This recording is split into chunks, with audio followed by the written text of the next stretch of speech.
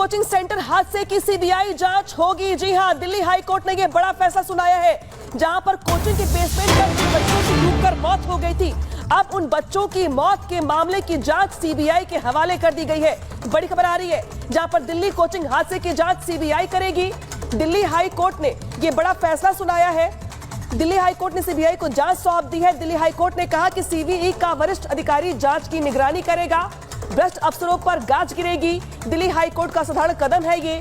3 छात्रों की मौत के जिम्मेदार आखिर सवाल बना हुआ है। मौत की जांच सीबीआई को सौंप दी गई है। दिल्ली पुलिस से नाराज हाई कोर्ट सीबीसी को सीबीआई जांच की निगरानी का जिम्मा दिया गया है। सीबीसी के वरिष्ठ अधिकारी सुनिश्चित करेंगे जांच समयबद्ध तरीके से हो, पूरे मामले की ठीक से जांच की जाए। एमसीडी कमिश्नर को इलाके के अतिक्रमण हटाने के आदेश दिए गए हैं। साथ ही बरसाती नालों की सफाई सुनिश्चित करने का भी आदेश दिया गया है। तो देखिए, तमाम बड़ी बातें हाईकोर्ट की ओर से टिप्पणी के तौर पर कही गई हैं। इसी के अलावा बहुत सारी बातें और भी कही गई हैं, सुनाते हैं आपको।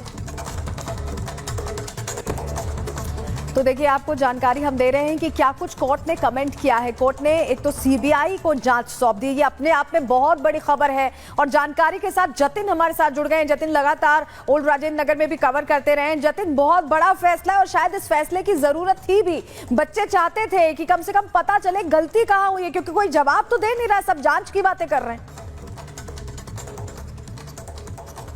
आज बिल्कुल यही रीजन है कि बच्चे अभी भी प्रोटेस्ट कर रहे हैं। ओल्ड राजेंद्र नगर में उसी इंस्टीट्यूट के बाहर बैठ के प्रोटेस्ट कर रहे हैं। लेकिन दर्शकों को यह समझना होगा कि आखिरकार ये फैसला हाईकोर्ट ने क्यों लिया। दिल्ली पुलिस से लगातार हाईकोर्ट ये पूछती रही कि आपने अभी तक इस पूरे मामले में क्या कुछ इन्वेस्टिगेशन किया।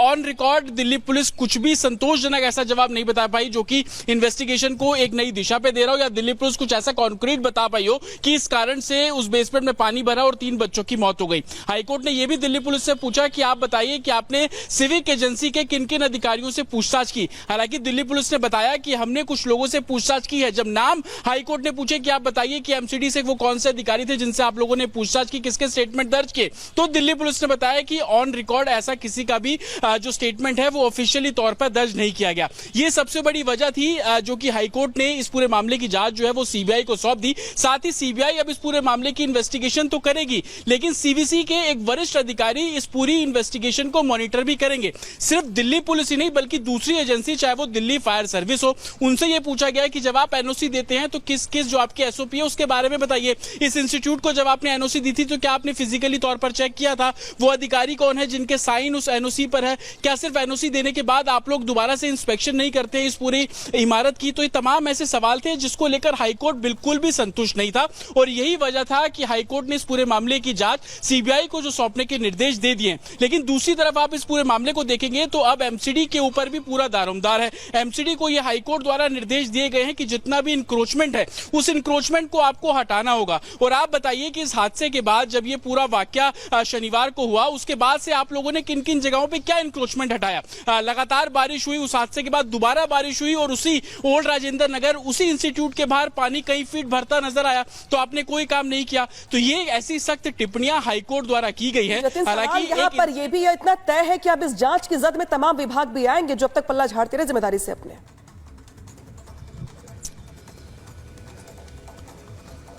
जी बिल्कुल, और ऐसे ऑफिसर्स होंगे और आने वाले दिनों में देखना होगा कि जब इस पूरे मामले की जांच सीबीआई करेंगी तो वो किन किन ऑफिसर्स पर गाज गिरेगी। लेकिन इन्वेस्टिगेशन क्या कहती है? इन्वेस्टिगेशन ये कहती है कि एनओसी जिस अधिकारी ने दी वो किस सब डिवीजन का ऑफिसर था, उसने क्या पैरामीटर्स को फॉलो किए, ये काम दिल्ली पुलिस द्वारा किए जाने थे। हालांकि ऑन रिकॉर्ड दिल्ली पुलिस ने इस तरीके का कोई काम नहीं किया और यही कारण है कि इस पूरे मामले की जो जांच है वो सीबीआई को सौंप दी गई। हालांकि हाईकोर्ट ने इस बात का भी जिक्र किया, आपने एसयूवी ड्राइवर को तो गिरफ्तार कर लिया, जो सेक्शंस आपने लगा उसमें गैर इरादतन हत्या, आप उसको किस तरीके से सेक्शंस में साबित करेंगे? तो इसको लेकर दिल्ली पुलिस द्वारा कोई भी संतोषजनक जो जवाब है वो नहीं दिया गया।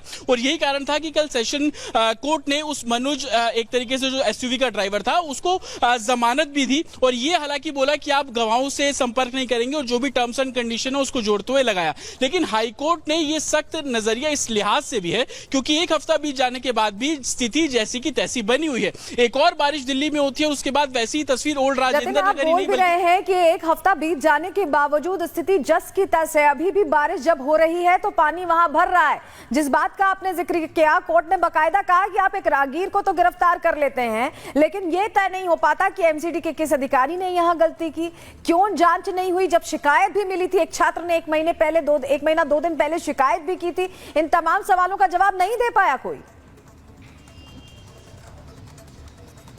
आज बिल्कुल हाईकोर्ट ने साफ पूछा कि आप दिल्ली पुलिस से हैं, आप बताइए कि आपने किस सिविक एजेंसी के किस अधिकारी से इस पूरे मामले में जानकारी जुटाई। आप बकायदा उस अधिकारी का नाम भी हमें बताइए। तो दिल्ली पुलिस द्वारा उस अधिकारी के बारे में कोई जानकारी नहीं दी गई। इतना बिल्कुल दिल्ली पुलिस से बोला गया कि आप हमें थोड़ा और समय दीजिए, आप हमें 2 से 3 दिन का समय दीजिए, हम इस पूरे मामले में कॉन्क्रीट इन्वेस्टिगेशन करेंगे। तो सवाल हाईकोर्ट के सामने ये भी खड़ा हो गया कि क्या वो किसी डायरेक्शन का इंतजार कर रहे थे, वो चाह रहे थे कि हाईकोर्ट इस तरीके से बोले तो उसके बाद दिल्ली पुलिस इस पूरे मामले की इन्वेस्टिगेशन करना शुरू करे, ऑन रिकॉर्ड जो इन्वेस्टिगेशन है उसको लेकर है। और इसी कई दलीलों से हाईकोर्ट बिल्कुल संतुष्ट नहीं रहा और यही वजह थी कि अब सीबीआई को इस पूरे मामले की जांच का जिम्मा जो है वो सौंप दिया गया है। अब देखना होगा कि सीबीआई इस पूरे मामले को इन्वेस्टिगेट किस तरीके से करेगी। क्या दिल्ली पुलिस की एफआईआर को सीबीआई टेक ओवर करती है और आगे इस पूरे मामले को इन्वेस्टिगेट करती है। जल्द हमें यह भी तस्वीर देखने को मिलेगी कि सीबीआई के अधिकारी दोबारा से उसी राव जो एकेडमी है वहां पर पहुंचेंगे, उस पूरे मामले की जो इन्वेस्टिगेशन है वो करते हुए शुरू आएंगे। लेकिन दिल्ली पुलिस से चाहे वो सीसीटीवी फुटेज हो, जिन लोगों के स्टेटमेंट दर्ज किए हो, उनको लेकर हाईकोर्ट संतोषजनक नहीं रहा। और सबसे बड़ा सवाल यही खड़ा होता है कि सिर्फ दिल्ली पुलिस ही नहीं बल्कि एमसीडी ले लीजिए, आप डीडीए ले लीजिए और दूसरी जो एजेंसी है चाहे वो फायर सेफ्टी ले लीजिए, फायर डिपार्टमेंट ले लीजिए, इन एजेंसीज के जरिए पिछले 1 हफ्ते में क्या कुछ काम किया गया। जो इंक्रोचमेंट को लेकर ड्राइव चलाई जानी थी, जैसे कि मैं आपको जिक्र भी कर रहा था कि दिल्ली हाईकोर्ट ने एक इंसिडेंट का जिक्र किया। उन्होंने बताया कि उनको ये जानकारी मिली कि यमुना नदी एक जगह से 5 किलोमीटर दूरी थी, आज वो 500 मीटर भी नहीं रही। इसके पीछे जिम्मेदार कौन है, वो अधिकारी कौन है जो वहां पर इंक्रोचमेंट को बढ़ावा देते हैं या करप्शन की आड़ में रहकर यमुना की नदी को इस पूरे तरीके से कवर कर लिया जाता है और जब बाढ़ आती है तो वहां पर ही हमें कैजुअलिटीज देखने को मिलती है। तो कहीं ना कहीं हाईकोर्ट की बड़ी खबर आ रही है जहां पर जिस तरीके से शेल्टर होम में बच्चों की मौत का मामला सामने आया है। एनसीडब्ल्यू की टीम अब मौके पर पहुंची, तस्वीरें दिखा रहे हैं आपको जहां पे मासूम तोड़ते दम, सिस्टम क्यों बेदम, ये सवाल बना हुआ है। तस्वीरें सीधे लाइव दिखा रहे हैं आपको जहां पे एनसीडब्ल्यू की टीम पहुंची हुई है। जो शेल्टर होम है जहां पे जबरदस्त लापरवाही, जबरदस्त चूक और जिस तरीके से बच्चों की मौत रहस्य बनी हुई है, तमाम सवाल खड़े हो रहे हैं जिम्मेदार लोगों पर, तमाम सवाल खड़े हो रहे हैं मौतों पर भी। इस बीच क्या कुछ कहा, जरा सुन लीजिए। शांत हो जाइए यार, माइक नीचे ले, माइक नीचे। जुलाई में 38 केसेस हैं, उसमें से 14 महिलाएं हैं जो सिर्फ 1 महीने में सामने मैडम सामने 1 महीने में डेथ हुई है। और इसमें सबसे ज्यादा प्राइमरी एशिया ये मिला है कि पानी एक तो कंटेमिनेटेड है, फिल्टर्स प्रॉपरली लगे नहीं हुए। अभी मैं किचन में होके आई हूँ, वहाँ पर भी फिल्टर नहीं है। पानी जो भी आ रहा है, जो भी बच्चों को पिला रहे हैं, और जितने लोगों की डायरिया से ज्यादातर अधिकतर डेथ हुई है, ये भी पाया गया है कि 4 घंटे के अंदर अंदर एक बच्चे की डेथ हुई है डायरिया होती। उसमें भी ओवर क्राउडिंग बहुत ज्यादा है, जहाँ पर सिर्फ 250 लोगों के रहने की जगह है महिलाओं की, वहाँ पर 495 लोग रह रहे हैं इस गर्मी में। अभी वहाँ से लोगों को इन्होंने इतनी डेथ होने के बाद निकाला है, उसमें से कुछ टीबी की डेथ भी है जो साथ रह रहे थे। टॉयलेट्स इनके पास है नहीं, पिछले 2 महीने से टॉयलेट्स नहीं है पूरे। आप सोच सकते हैं कि जो 2050 लोगों के लिए भी जो टॉयलेट होने चाहिए, अभी वो 100 लोगों के लिए टॉयलेट है, जिसको ऑलमोस्ट 500 लोग यूज कर रहे हैं। और अगर एक को भी टीबी है और वो सेम ही टॉयलेट यूज कर रहे हैं जहाँ 500 लोग टॉयलेट्स यूज कर रहे हैं, तो आप सोच सकते हो कि कितना बड़ा नेग्लिजेंस है। सोशल वेलफेयर का कोई भी अभी तक मिनिस्टर नहीं है, पिछले 2-3 महीने से ये कह रहे हैं। लेकिन मैं अभी पेपर्स पूरे मांग रही हूँ। यहाँ की जो कर्ता धर्ता है, उन्होंने कहा, जो सीएमओ है वहाँ, उन्होंने कहा कि मैंने एक लेटर लिखा था जब ये सब डेथ्स होनी शुरू हुई थी कि ये प्रॉब्लम्स चल रही हैं यहाँ पर, ब्रीदिंग प्रॉब्लम से डेथ हो रही है या डायरिया से डेथ हो रही है, लेकिन उसका कोई जवाब नहीं दिया था सरकार ने। तो मैं उसकी कॉपी निकलवा रही हूँ, मैं मीडिया से भी शेयर करूंगी कि वो कब चिट्ठी लिखी थी और उसका कोई जवाब क्यों नहीं मिला।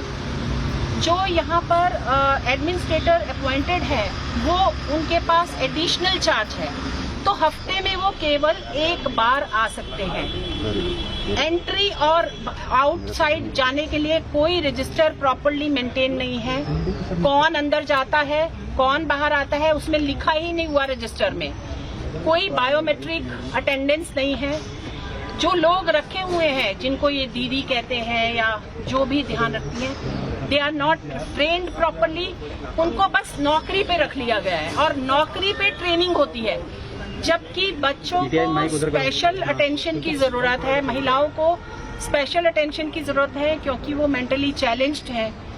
उनकी ध्यान अनरेगुलेटेड लोग रखे हुए हैं जो कि कॉन्ट्रैक्चुअल ऐसे ही वॉक इन रखे गए हैं और उनको कोई ट्रेनिंग नहीं है। ऑन जॉब ट्रेनिंग यानी वो पिगी दिस्टिंग यूज कर रहे हैं, इन्हीं पिग की तरह से यूज किया जा रहा है। दे आर यूजिंग ट्रेनिंग कर रहे हैं उन्हीं लोगों के साथ जिनकी देखभाल करनी है। एनसीडब्ल्यू के